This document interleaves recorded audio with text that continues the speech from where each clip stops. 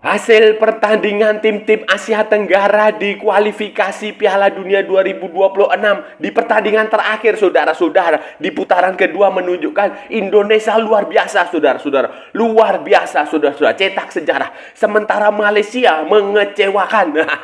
Vietnam, ke laut aja lah dia, ke laut, ke laut. Sementara Thailand, saudara-saudara, wah ini Thailand sangat disayangkan, saudara-saudara. Kalah dramatis lewat head to head dalam selisih gol dan poin yang sama, saudara-saudara. Wah ini sial Thailand. Halo saudara-saudara, jumpa lagi dengan komentator gadungan di sini. Dengan komentator yang gadungan. Seperti biasa, saudara-saudara, seperti biasa. Kalau kita sudah bertemu, pasti akan ada yang kita bicarakan. Akan ada yang kita perbincangkan. Akan ada yang kita cakap. Kita ulas, kita analisis. Kita bacotin, kita gibahin, kita cangkeman. Tentang sepak bola di seputaran Asia Tenggara. Di negara-negara tetangga, negara-negara jiran, negara-negara sahabat, negara-negara serumpun. Indonesia, Malaysia, Thailand, Vietnam, Laos, Myanmar, Brunei Darussalam, Kamboja, Timor Leste, Singapura, Filipina, Wakanda, Konoha, negara api, negara angin, negara air, negara dongeng, dan sekitarnya. Semua akan kita bicarakan secara fair, secara jujur, secara adil, tanpa muatan politik, tanpa kebencian, tanpa provokasi, hanya berdasarkan fakta dan bukan klaim semata, saudara-saudara. Baik yang sudah lama maupun yang terkini. Bebas, saudara-saudara, bebas, bebas, bebas. Yang penting sopan.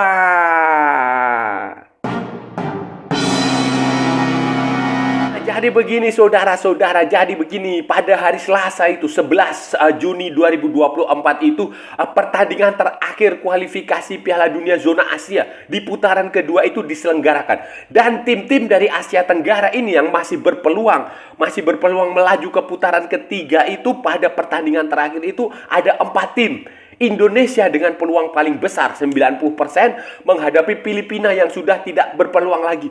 Kemudian Irak menghadapi Mission Impossible di kandangnya Vietnam menghadapi Mission Impossible di kandangnya Irak. Sementara Malaysia juga sama menghadapi Mission Impossible menghadapi Taiwan karena harus bergantung juga pada pertandingan Oman melawan Kyrgyzstan. Sementara Thailand itu kedatangan Singapura, saudara-saudara, kedatangan Singapura dengan kewajiban menang dan melihat, dan di saat bersamaan Korea Selatan bertemu dengan Cina. Nah, Thailand dan Cina sama-sama punya peluang dan penentuannya pada pertandingan terakhir. Ya sama semua. Malaysia dengan Kyrgyzstan juga ditentukan di pertandingan terakhir. Indonesia dengan Vietnam juga ditentukan pada pertandingan terakhir, saudara-saudara. Dan hasilnya, saudara-saudara, hasilnya luar biasa untuk Indonesia. Wah, Indonesia ini luar biasa. Saya harus ucapkan selamat, dan seperti yang sudah saya katakan sebelumnya, pertandingan melawan Irak itu pasti kita akan kalah. Kesulitan. Kalaupun dapat hasil imbang itu ya sudah beruntung sekali. Jadi peluang terbesar adalah mengalahkan Filipina yang lebih rasional, lebih masuk akal karena sesama tim dari Asia Tenggara dan sudah sering dijumpai, sudah sering bertemu. Dan ternyata para pemain bisa melakukan itu. Para pemain membuktikan omongan saya, membuktikan ucapan saya bahwa Indonesia akan bisa mengalahkan Filipina. Itu saudara-saudara. Tom Hai mencetak gol yang keren dari luar kotak penalti setelah bermanuver. Keren golnya, saudara-saudara. Keren. Kemudian Tom Hai juga memberikan assist. Sebuah tembakan bebas, undirect free kick, tembakan bebas tidak langsung yang bola diumpan ke tengah, di deliver ke tengah, kemudian Rizky Ridho melakukan heading menaklukkan kipernya Persib Bandung, Kevin Rey Mendoza, dan 2-0 itu sudah cukup untuk membawa Indonesia mencetak sejarah lolos ke putaran ketiga kualifikasi Piala Dunia untuk pertama kalinya dalam sejarah, saudara-saudara. Luar biasa, selamat. Kalau Indonesia luar biasa, saudara-saudara. Kalau Indonesia luar biasa, Malaysia, saudara-saudara, sedikit mengecewakan menurut saya. Mengecewakan, saudara-saudara. Karena dia kewajiban harus menang besar. Menang besar. Ya Mission Impossible lah sebenarnya. Antara Mission Impossible atau Mission Possible. Tetapi faktanya mereka harus menang besar melawan Taiwan. Setidaknya 7-0. Itu pun dengan harapan Oman mengalahkan Kirgistan, saudara-saudara. Oman mengalahkan Kirgistan. Tetapi yang terjadi, saudara-saudara, pada pertandingan di Stadium Nasional Bukit Jalil melawan Taiwan, Malaysia itu justru hampir kalah, saudara-saudara. Hampir kalah. Harimau Malaya ini ya. Hampir kalah. Mereka kalah di babak pertama itu tertinggal gol. Taiwan mencetak gol terlebih dahulu 1-0. Nah, Malaysia tertinggal 0-1 saat istirahat babak pertama, saudara-saudara. First half. Baru di babak kedua Malaysia mampu bangkit, kemudian mengejar skor menjadi 3-1. Tetapi 3-1 itu juga tidak cukup, saudara-saudara. 3-1 tidak cukup karena itu berarti mereka harus berharap Oman mengalahkan Kirgistan berapa ya? 6-0 atau berapa? 6-0 atau 5-0 itu. Dan itu ya impossible lah, saudara-saudara, tidak masuk akal. Dan ternyata terbukti, saudara-saudara, beberapa jam kemudian, ya karena ini perbedaan waktu saja ya, perbedaan waktu antara di Kuala Lumpur dan di Muscat itu, pertandingannya perbedaan waktu, sehingga pertandingan di Malaysia digelar lebih dahulu. Kemudian ketika pertandingan di Muscat Kirgistan melawan Oman diselenggarakan, saudara-saudara, ketika Oman menjamu Kirgistan, saudara-saudara, hasilnya, saudara-saudara, 1-1. Bahkan Kirgistan sudah unggul terlebih dahulu, saudara-saudara, di menit ke-19 melalui si Zeri Berkov. Nah, kemudian Oman berhasil menyamakan kedudukan di babak kedua. Kalau nggak salah itu menit ke-57, saudara-saudara, itu melalui bunuh diri Toko Taif. Jadi skor 1-1 dan itu otomatis ya sudah, Malaysia semakin terbenam. Malaysia hanya punya 10 poin di klasemen akhir, sementara Kirgistan punya 11 poin dan Oman punya 13 poin. Jadi di grup ini, grup D ini, Oman dan Kirgistan yang lolos, saudara-saudara. Malaysia mengecewakan, saudara-saudara. Vietnam ini, Vietnam ke laut aja lah. Ke laut nggak usah kita bahas. Nggak penting juga Vietnam ini. Vietnam ini karena perbedaan waktu pertandingan di Basra dan di Jakarta, saudara-saudara. Maka dia digelar setelah pertandingan Indonesia. Ya sama seperti kasusnya grup D tadi. Grupnya Oman, Kirgistan, kemudian Malaysia dan Taiwan. Dan ketika Vietnam datang ke Irak, ketika pertandingan di Basra diselenggarakan, saudara-saudara, hasil pertandingan Indonesia melawan Filipina sudah diketahui. Jadi ya nggak ada urgensinya lagi sebenarnya pertandingan ini digelar, selain untuk masalah formalitas, saudara-saudara, selain masalah formalitas. Dan yang terjadi, saudara-saudara, Irak dengan bukan susah payah lagi ya, dengan enak lah, dengan mantap, dengan yakin, dengan penuh keyakinan untuk membantu saudara jauhnya Indonesia. Karena pemain-pemain Irak ini terkesan ketika datang ke Indonesia itu mendapatkan sambutan yang cukup bagus. Bukan kali ini saja, waktu Piala Asia 2007 ketika mereka juara di Jakarta itu mereka juga mendapatkan sambutan yang luar biasa. Jadi mereka berterima kasih dengan berusaha bermain profesional untuk mengalahkan Vietnam. Nah, itu sudah janji para pemain Irak, janji pelatihnya Irak, si Jesus Casas. Itu mereka janji seperti itu, ingin bermain profesional, menolong Indonesia dalam tanda petik untuk lolos ke babak kedua, tetapi Indonesia tidak perlu pertolongan. Dan mereka benar-benar bermain serius menghadapi Vietnam, saudara-saudara. Mereka sudah unggul dari menit ke-12 pun mereka sudah unggul. Si Ali mencetak gol, kemudian si Jasem mencetak gol, Hussein mencetak gol 3-1, dan Vietnam hanya bisa mencetak 1 gol melalui Pham Tuan Hai di menit ke-84, saudara-saudara. Jadi ya sudah, Vietnam ke laut aja lah ini. Negara Asia Tenggara yang berpeluang, saudara-saudara. Wah, Thailand ini sangat disayangkan, saudara-saudara. Sangat disayangkan sekali. Amat sangat disayangkan sekali, saudara-saudara. Wah, saya sedih, saudara-saudara. Saya lebih sedih Thailand tersingkir daripada Malaysia atau Vietnam yang tersingkir, atau Myanmar yang tidak. Saya lebih sedih Thailand tersingkir. Tadinya setidaknya Asia Tenggara, harapan saya itu punya setidaknya 2 tim untuk lolos ke putaran ketiga. Kalau tidak Thailand, ya Malaysia atau Indonesia. Ternyata Indonesia lolos dan Thailand tidak lolos, saudara-saudara. Thailand, Malaysia tidak lolos. Dan Thailand ini tidak lolosnya juga dalam kondisi yang menurut saya tragis lah. Dramatis lah. Ya tragis boleh, dramatis boleh. Jadi begini, Thailand itu sebenarnya waktu pertandingan sebelumnya melawan Cina itu mereka sudah berjuang sekuat tenaga untuk mengalahkan Cina, saudara-saudara. Dan hasilnya mereka sebenarnya sempat unggul 1-0, saudara-saudara. Sempat unggul 1-0 waktu pertandingan di Shenyang. Menit ke-20 Supacok bikin gol. Tetapi di menit ke-79 Zhang Zuning mencetak gol, saudara-saudara, membuat skor 1-1 dan itu berakhir. Dengan skor 1-1 ini, saudara-saudara, head to headnya Thailand itu kalah. Kenapa? Karena pada pertandingan pertama di Bangkok, saudara-saudara, Thailand itu kalah 1-2. Kalah 1-2, saudara. Itu berarti pada pertandingan terakhir Thailand harus bisa mengalahkan Singapura dengan margin 3 gol. Dengan margin 3 gol dan Cina kalah minimal 0-1 dari Korea Selatan. Dan itu terjadi, saudara-saudara. Nyaris terjadi. Bukan terjadi, nyaris terjadi, saudara. Dan di pertandingan terakhir, saudara-saudara, di Bangkok, saudara-saudara, Thailand itu mampu mencetak 3 gol, saudara-saudara. 3 gol, saudara-saudara. 3 gol. Betul, saya nggak bohong ini. Tetapi sayangnya, Singapura juga berhasil mencetak 1 gol. Jadi Thailand hanya menang 3-1. Dan kemudian Thailand berusaha mencetak gol keempat supaya marginnya 4-1. Tetapi nggak terjadi, saudara-saudara. Dan lebih sial lagi, saudara-saudara, di tempat lain, saudara-saudara, di Seoul World Cup Stadium, itu Cina itu benar-benar kalah 0-1, saudara-saudara. Jadi Korea Selatan itu mencetak 1 gol melalui Lee Kang-in di menit ke-61. Menit ke-61, saudara-saudara. Ketika Thailand sedang berusaha untuk menambah gol keempat. Jadi ini benar-benar tragis, saudara-saudara. Benar-benar tragis. Thailand hasilnya 3-1 dan Cina 1-1. Dan di klasemen, saudara-saudara, dengan hasil seperti ini, Thailand dan Cina itu sama-sama punya 8 poin. Punya 8 poin. Selisih golnya juga sama, 0. Selisih golnya 0. Sama-sama mencetak 9 gol dan menderita 9 gol. Jadi tragis sekali, saudara. Karena head to head itulah Thailand gagal, saudara-saudara, gagal. Sial dan kita harus respect. Hasil ini, saudara-saudara, dengan hasil ini sangat disayangkan sekali. Asia Tenggara nih, ASEAN hanya mengirimkan 1 wakil ke putaran ketiga. Sama dengan kualifikasi Piala Dunia 2022 ketika Vietnam menjadi satu-satunya wakil di Asia Tenggara. Sama dengan kualifikasi Piala Dunia 2018 kalau nggak salah, ketika Thailand juga menjadi satu-satunya wakil Asia Tenggara yang tampil di putaran terakhir.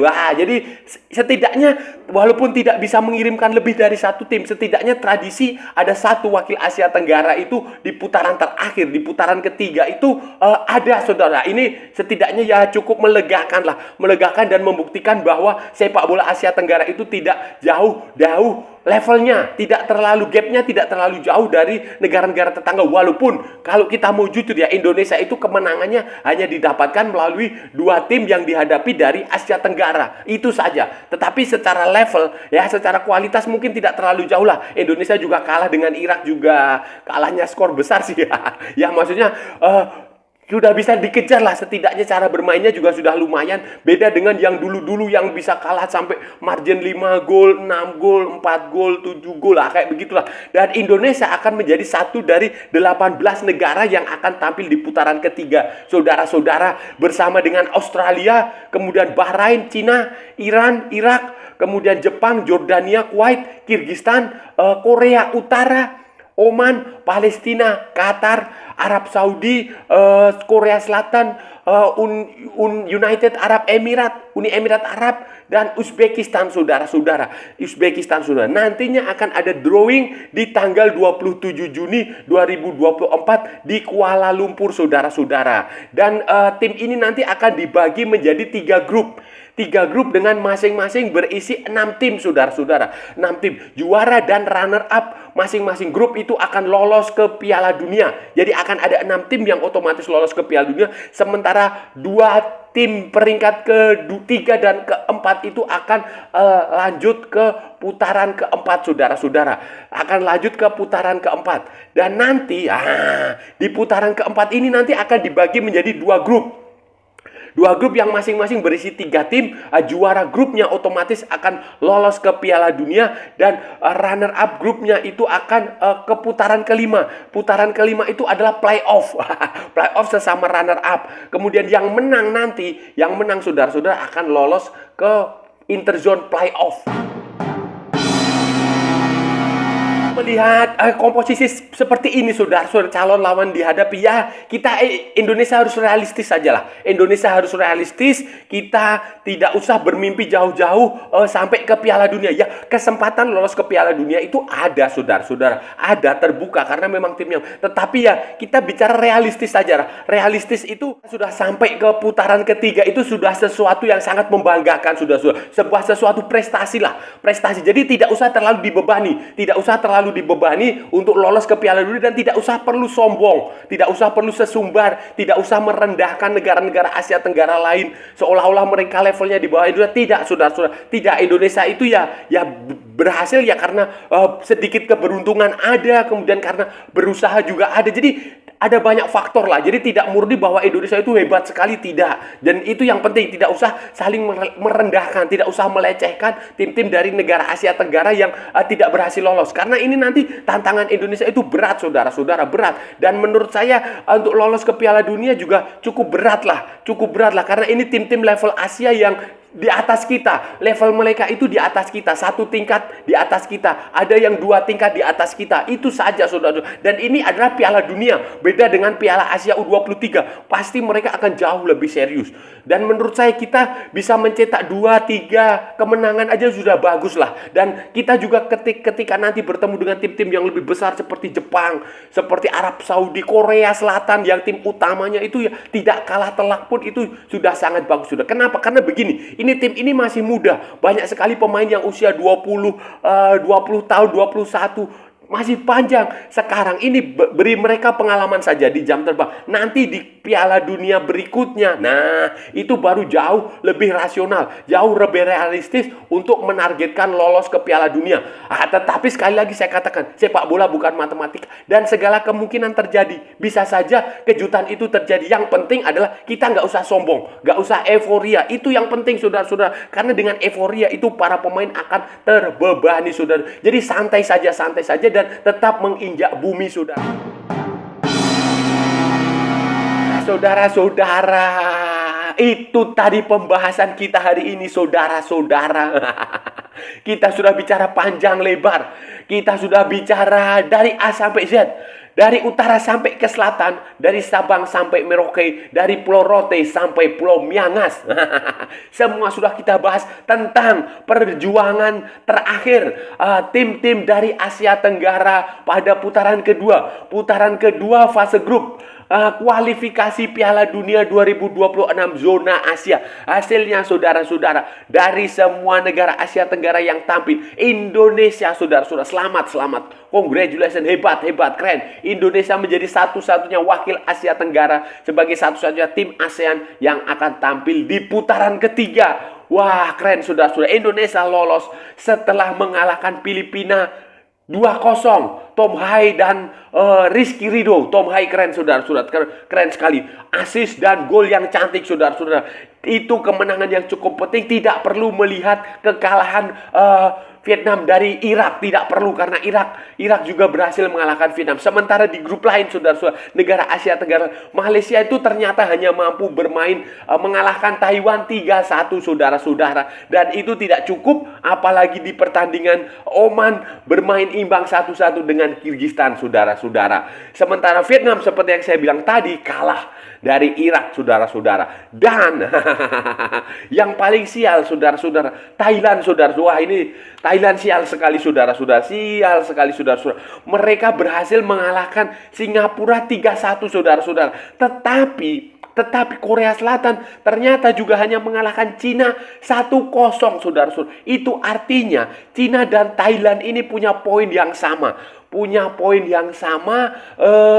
Dan selisih gol yang sama pula, saudara-saudara. Sama-sama 8 poin, sama-sama selisih gol 9 mencetak gol, 9 kemasukan gol. Tetapi saudara-saudara,